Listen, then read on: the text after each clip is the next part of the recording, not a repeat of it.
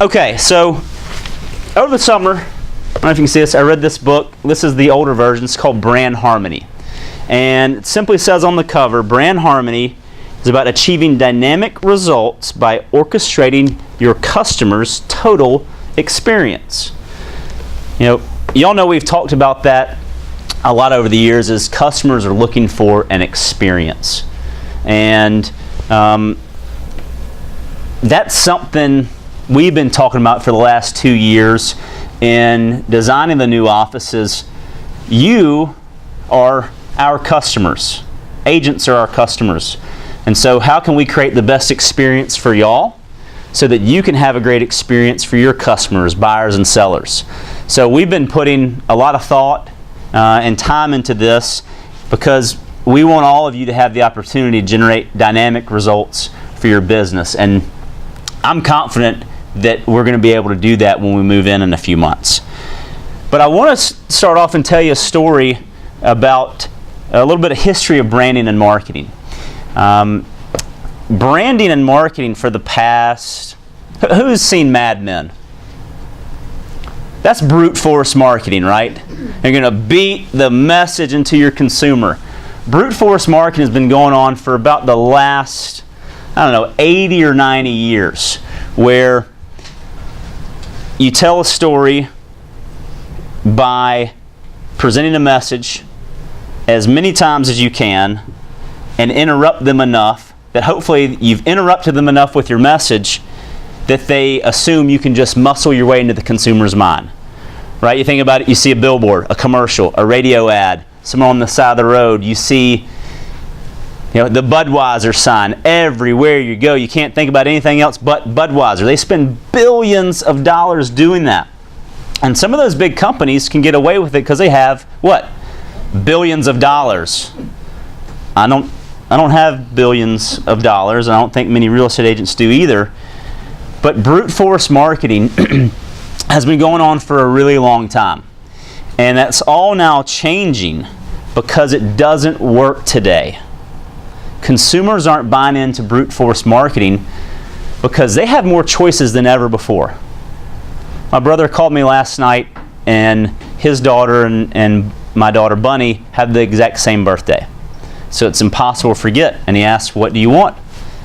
And I told her what she wanted. And Say then mentioned she was going to order something for his daughter, Anna Kate. You know what I immediately did? They just moved, so I logged into Amazon and I changed their shipping address so Say wouldn't have to worry about it, the present, whatever she buys on the Amazon account, going to the wrong address. She didn't have to go to a store. She can get on Amazon on her phone and send something as a gift to their house, wrapped and in a box. And there are millions of choices. And Amazon creates, that's part of their experience, right? Is having millions of choices and being able to buy anything anywhere you want. But brute force doesn't work either because now we have access to all this objective information. What does Marty think? What does Betty think? What does Ruthie think? What does Frank think about this product? And customers now control the most valuable resource that all sellers want. What do they want? They want our information. They want our email address, they want your phone number, and why? Because they want to use brute force marketing to remind you to buy this product. And we don't want to give it to them, right? Because you know what they're going to do. They're just going to market to you. And now this was kind of surprised me. Customers trust others less and themselves more. Nobody knows what's best for me except me, right? And that's how a lot of customers think today because we don't trust that brute force marketing. So if brute force marketing doesn't create strong brand impressions, what does? What's a strong impression you've had on a brand with a recent purchase? Anybody purchased a car lately? John? Where you purchased a car from a dealer or used car? Yeah, I went online though and found it. Okay. And they brought it down. So basically online. Let's look at Lexus. Infinity. I got an Infinity. Lexus is what? The BMW is what? The ultimate driving experience? Machine, right? Okay, see, y'all already recognize that. Lexus says what? Let the experience drive you. They're promoting their entire experience. Exceptional service all down the line. At Lexus, service is more than just taking care of your vehicle. It's making sure you're taken care of throughout the entire ownership experience. So if I buy a Lexus, I know they're going to take care of me and provide an amazing experience, whether I'm getting an oil change, transmission fix, repair. They're creating an entire experience so that when you think of Lexus, you don't have to worry about it.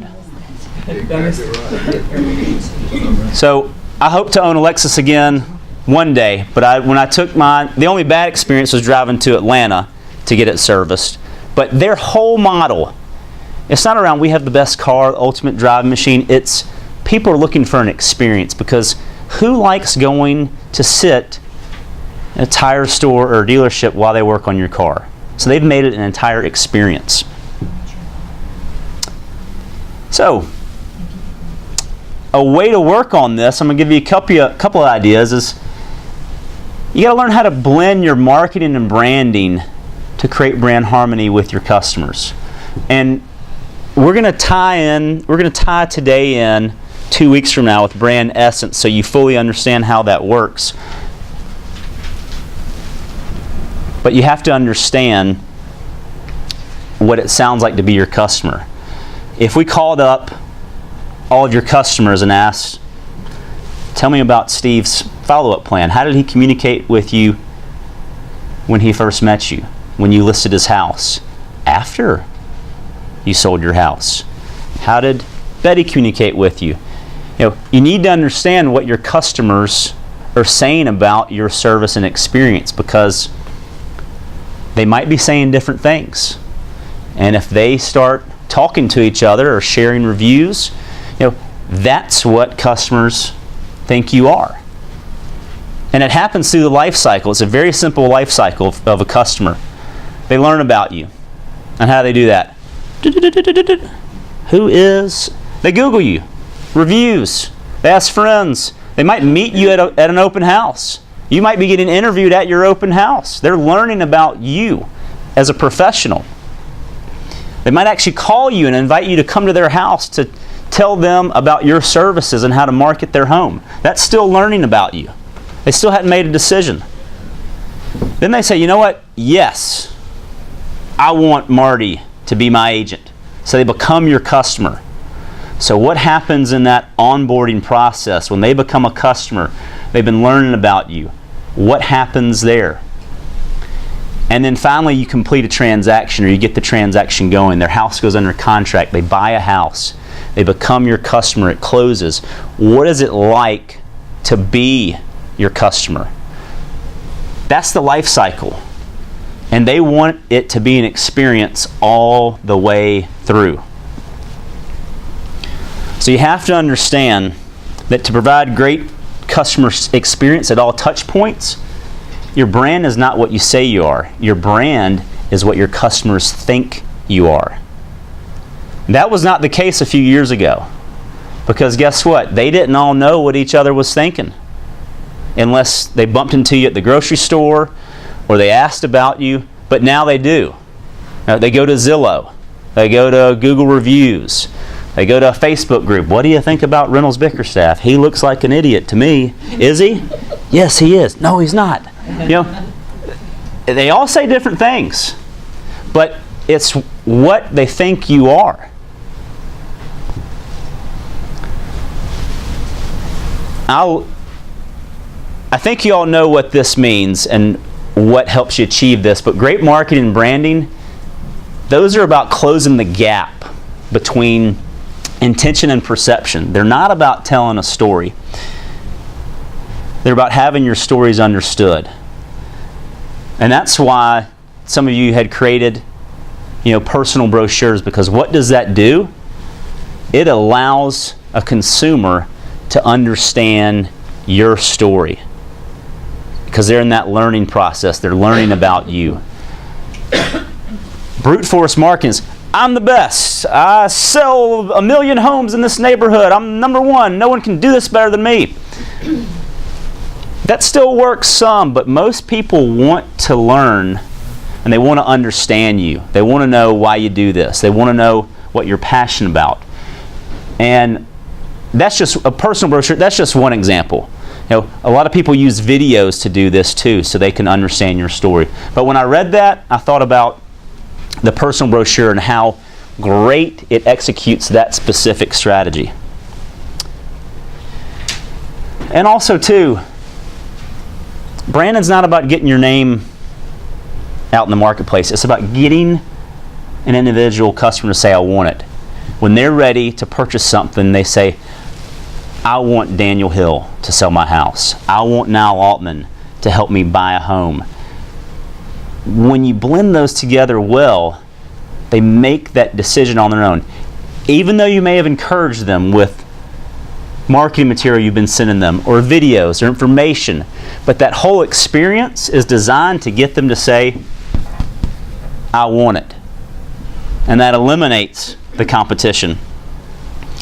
So, I'm going to give you some homework, because we don't have a business meeting next week.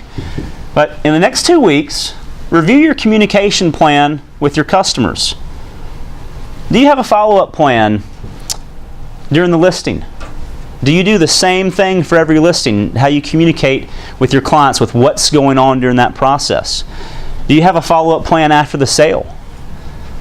Do you randomly pop by? Do you not pop by? What's your plan? How do you communicate with your customers?